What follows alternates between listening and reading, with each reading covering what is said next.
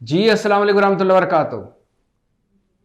ख्वाजा आसिफ फरमा रहे हैं कि जनरल बाजवा एक्सटेंशन के अहल ही नहीं थे। है ना मज़े की बात। ख्वाजा आसिफ अज़ बकलम खुद फरमा रहे हैं कि जनरल बाजवा एक्सटेंशन के अहल ही नहीं थे। आगे सुनिए वो और क्या कह रहे हैं। कह रहे हैं कि शायद वो आर्मी चीफ बनने के भी अहल थे या नहीं। कोई भी मुस्लिम लीगी ये बात करता तो मैं नज़रअंदाज कर देता। ये बात चूंकि ख्वाजा साहब ने खुद फरमाई है, अज़ बकलम खुद कही है, लिहाजा इस पर बात करना ज़रूरी हो गया है। ख्वाजा साहब की ये खूबी है कि उनके अंदर एक बटन लगा हुआ है। वो बटन ऑन करते हैं तो इनकलाबी हो जाते हैं, बटन ऑफ करते हैं तो मफामती हो जाते हैं। वो मुस्लिम लीग नून के बैक वक्त इनकलाबी भी हैं, मफामती भी हैं। उनकी तकरीरें सुन लें कौमी असम्बली में, उनके इंटरव्यू सुन लें टीवी चैनलों पर, उनकी तकरीरें सुन लें जलसों में, लगता है उनसे बड़ा कोई इनकलाबी है ही नहीं। लेकिन जब रातों की कारकर्दगी देख लें, रातों की मुलाकातें फरोल लें, तो लगता है इनसे बड़ा मफामती तो कोई है ही नहीं। ये ख्वाजा साहब ही थे जिन्होंने एक इंटरव्यू में कहा, टीवी इंटरव्यू में कहा कि हमारी फ़ौज ने कौन सी जंग जीती है कि सीना फुला के हमें फतह कर लेते हैं। कौन सी जंग जीती है इन्होंने। ये ख्वाजा साहब ही थे जिन्होंने अपनी फ़ौज के बारे में ये कहा था कि ये वो फ़ौज है जिसने हमारी हड्डियों से गूदा भी निकाल लिया है। ये ख्वाजा साहब ही हैं जिन्होंने कहा कि हमारी फ़ौज मुल्की मईशत पर बोझ है। लेकिन फिर ये ख्वाजा साहब ही हैं जो नवाज शरीफ, हाउस ऑफ शरीफ और मुस्लिम लीग नून की बिहाफ पे रातों को फ़ौज से बैकडोर राब्ते करते हैं, मुलाकातें फरमाते हैं, डीलें लेते हैं, ढीलें लेते हैं। और ये ख्वाजा साहब ही थे जो उन लीगियों में शामिल थे जो जनरल बाजवा के दौर में रातों को उनसे जाकर मिला करती थी। और ये ख्वाजा साहब ही थे जो लंदन जाने वाले उन 8 लीगियों में शामिल थे जिन्होंने कुरान पर हलफ लेकर, जब वो एवन फील्ड पहुँचे तो नवाज शरीफ साहब ने कहा कुरान मंगवाया जाए।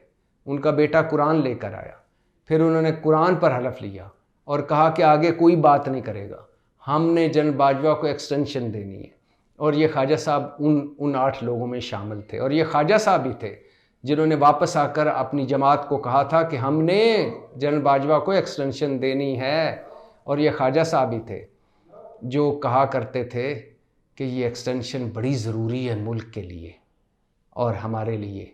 और ये ख्वाजा साहब ही थे जिन्होंने जब वो इलेक्शन में हार रहे थे, बकौल उनके धांधली से हार रहे थे, तो उन्होंने चीफ इलेक्शन कमिश्नर को रात को फ़ोन नहीं किया था बल्कि आर्मी चीफ जनरल बाजवा को फ़ोन किया था।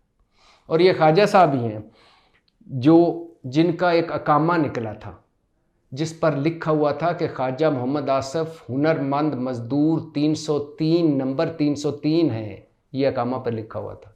ये ख्वाजा साहब ही थे जिन्हें हाई कोर्ट ने नाअहल किया और वो मुजज़ाती तौर पर सुप्रीम कोर्ट से अहल हो गए। वो मुजज़ा कैसे हुआ, इसके पीछे एक लंबी कहानी और बड़ी अजीब सी कहानी है, ये रहने दीजिए। और ये ख्वाजा साहब ही हैं जिन्होंने हमें बताया कि नवाज शरीफ इस्टेब्लिशमेंट की मदद से बाहर गए थे और ये प्लेटलेट्स वाली मेडिकल रिपोर्टें सब जाली थी। और ये ख्वाजा साहब ही है जिन्होंने हमें बताया कि 2019 में जब इमरान खान वज़ीर आज़म थे तो उनके वज़ीर आज़म बनने के 1 साल बाद ही 2019 में इस्टेब्लिशमेंट ने हमसे रब्ता कर लिया था और कहा था पहले पंजाब लें फिर मरकज़ लें। इतने इस्टेब्लिशमेंट के करीब ख्वाजा साहब फिर से इनकलाबी हो गए हैं और कह रहे हैं कि जनरल बाजवा तो एक्सटेंशन के अहल ही नहीं थे। पता नहीं वो आर्मी चीफ बनने के भी अहल थे कि नहीं।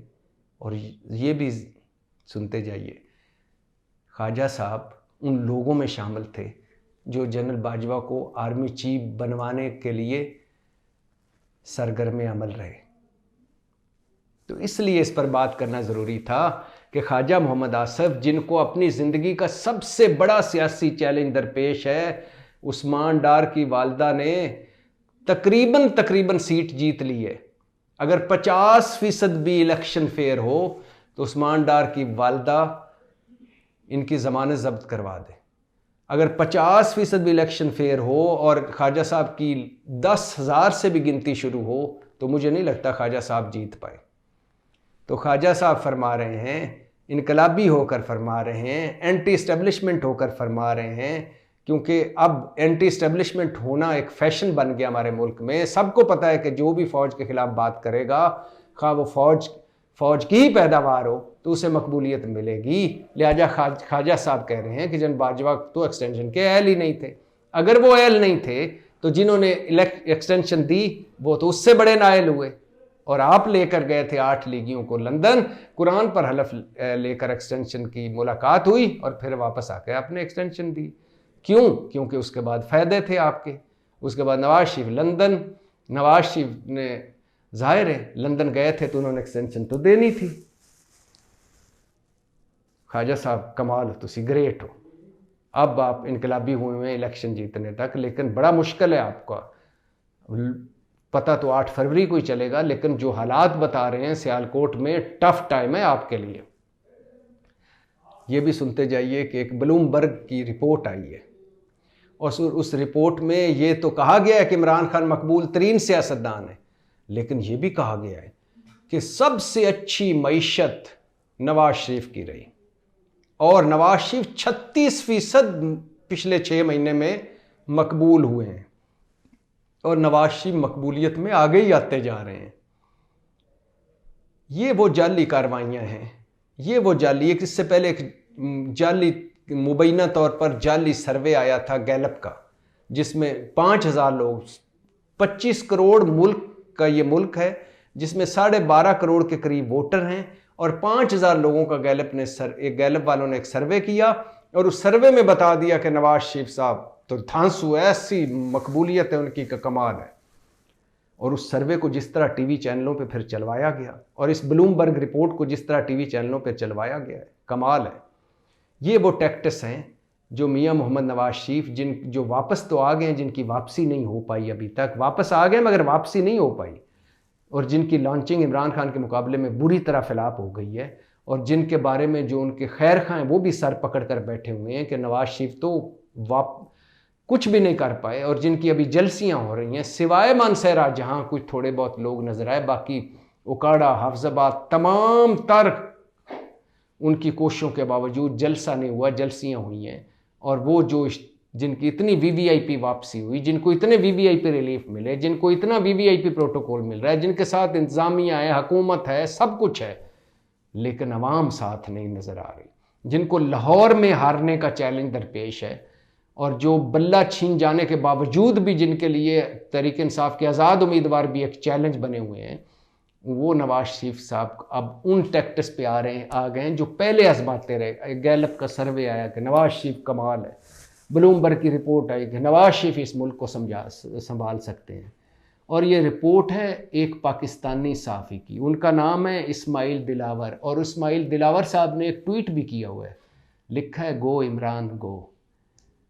जो बंदा, जो सहाफ़ी गो इमरान गो का ट्वीट कर रहा हो और फिर वो अगली अपनी रिपोर्ट में बता रहा हो कि नवाज शरीफ 36% ज़्यादा मकबूल हो गए और नवाज शरीफ इक़्तिदार संभालने के लिए तैयार है और नवाज शरीफ मईशत बेहतर करेंगे मुल्क की, आप क्या यकीन करेंगे? तो ये इस रिपोर्ट को छोड़ें, गैलप के सर्वे को छोड़ें, ये मीडिया टैक्टिस हैं। इस तरह की मीडिया टैक्टिस और आएंगी जिसमें गुब्बारों में, फटे हुए गुब्बारों में हवा भरी जाएगी और बोनों को आलम चन्ना बनाया जाएगा और फिर से हवा भरी जाएगी। अभी हमारे कई दोस्त कालम लिख रहे हैं, धड़ाधड़ लिखी जा रहे हैं, हालांकि उनकी कोई आवाम में पजीराई कोई नहीं, लेकिन धड़ाधड़ लिखी जा रहे हैं कि हा नवाज शरीफ साहब फिर से वापस आए हैं और फिर से मुल्क संभालेंगे। ना कोई रोड मैप, ना कोई पॉलिसी, ना कोई विजन, ना कोई मंशूर। 5 मरतबा मंशूर डिले हो चुका है, 2 तकरीरें फरमाई हैं, बेमानी बेरब तकरीरें, हाफजाबाद की भी, मानसहरा की भी, कोई बात नहीं, बॉडी लैंग्वेज भी ठीक नहीं और कोई दिलचस्पी भी नहीं, कोई रिफ्लेक्सेस भी स्लो, कोई पॉलिसी रोड मैप भी नहीं, कोई मसाइल का हल भी नहीं, ऊपर से कोई मंशूर भी नहीं, ऊपर से कोई बयानियाँ भी नहीं, ऊपर से परफॉर्मेंस सवा सत्यानाश 16 महीने की हुकूमत, जो शहबाज हुकूमत जो खुद इन्होंने मियाँ साहब ने खुद चलाई लंदन में बैठ के, और जिससे आप बिलावल भी भाग रहे हैं, कह रहे हैं कि ये भी गलत है कि हमने कोई सियासत गंवा कर रियासत बचाई थी। और ये भी गलत है कि शहबाज शरीफ कोई बड़ी परफॉर्मेंस दे रहा था, वो तो मुंह छुपा रहा था। हालांकि उस वक्त वो शहबाज शरीफ की तारीफ़ें कर रहे थे, तो इतनी भगदड़ मची हुई है कि पता ही नहीं चल रहा कि कहना क्या है कि करना क्या है। वो नवाज शरीफ जिनको खुली छुट्टी है, पूरा मैदान उनके लिए ओपन है, लेकिन वो अकेले दौड़ रहे हैं और अकेले दौड़कर भी सेकंड और थर्ड आ रहे हैं। उन नवाज शरीफ साहब के लिए वो तमाम हरबे इस्तेमाल किए जा रहे हैं और आगे भी किए जाएंगे। लेकिन 8 फरवरी चैलेंज 8 फरवरी का है। और क्या 8 फरवरी को अकेले इस दौड़ में अकेले भी अगर जीत गए तो क्या मुल्क चला पाएंगे? पाकिस्तान जिंदाबाद।